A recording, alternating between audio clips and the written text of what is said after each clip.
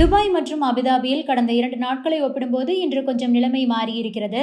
தாக்குதல் சத்தங்கள் எல்லாம் கேட்பது குறைந்திருப்பதாக அங்கு இருக்கக்கூடிய மக்கள் சொல்கிறார்கள். ஈரான் குறிவைப்பது எல்லாமே அங்கு அமெரிக்கா சார்ந்த இடங்களைத்தான். இன்று துபாயில் உள்ள அமேசான் டேட்டா சென்டர் மீது ட்ரோன் தாக்குதலை ஈரான் நடத்தியிருப்பதாக சொல்லியிருக்கிறார்கள். இன்று காலை 4:30 மணியிலிருந்து அங்கு AWS சேவைகள் பாதிக்கப்பட்டிருக்கிறது.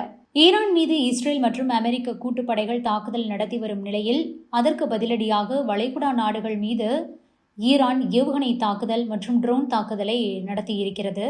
இதன் தொடர்ச்சியாக வளைகுடா நாடுகளில் இருக்கக்கூடிய விமான நிலையங்கள், துறைமுகங்கள், குடியிருப்பு பகுதிகள் ஆகியவற்றின் மீதும் கூட ஈரான் ஏவுகணை தாக்குதலை நடத்தியது. இதன் தொடர்ச்சியாகத்தான் இன்று ஐக்கிய அரபு அமீரகத்தில் இருக்கக்கூடிய அமேசான் நிறுவனத்தின் டேட்டா சென்டர் ஒன்றின் மீது ஈரான் தாக்குதல் நடத்தியிருப்பதாக செய்திகள் வெளியாகி இருக்கிறது.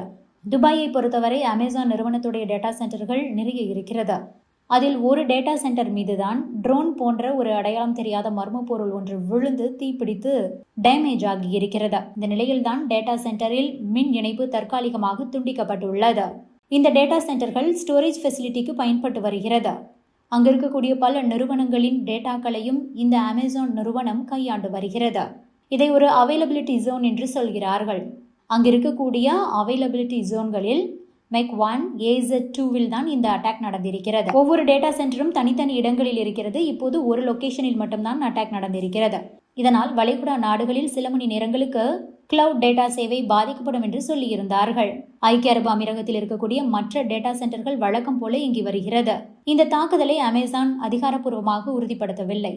ராய்ட்டர்ஸ் அமேசானை தொடர்பு கொண்ட போது இந்த தாக்குதல் பற்றி மறுப்பும் தெரிவிக்கவில்லை.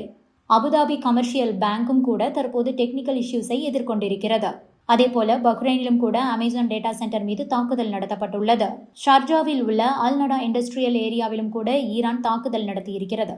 மொத்தத்தில் ஈரான், UAEயில் இருக்கக்கூடிய Jumeirah hotel, Amazon data centre என அதிமுக்கியமான இடங்களை, அமெரிக்காவுக்கு முக்கியமான இடங்களைத்தான் குறிவைத்து தாக்கியுள்ளது. எங்கு தாக்குதல் நடத்தினால் உலக நாடுகளை பேச வைக்க முடியுமோ அங்கு தாக்குதல் நடத்தி கொண்டிருக்கிறது ஈரான்.